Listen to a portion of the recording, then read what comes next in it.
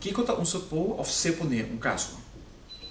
Um supor ou se poner um caso da decisão do Ministério Público para não perseguir um hecho castigável.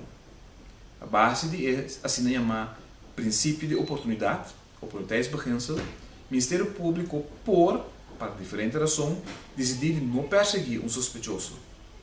O bibiado escolhe para se poner um caso, ora está concernir certo delito na mais chiqui.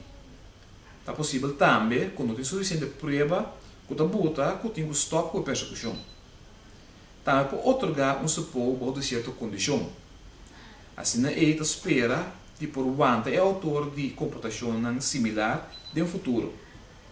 De caso ele está pedir um supor condicional. Se acaso uma pessoa não está de acordo com uma decisão de supor, ele pode disputar essa aqui e na qual essa aqui está regulada no artigo 5 do Código de Procedimento Penal. De caso ele pode entregar um queijo na Corte Comum de Justiça e se a Corte Comum declarar que o queijo está justificado, o Ministério Público ainda mesmo passa over para a persecução.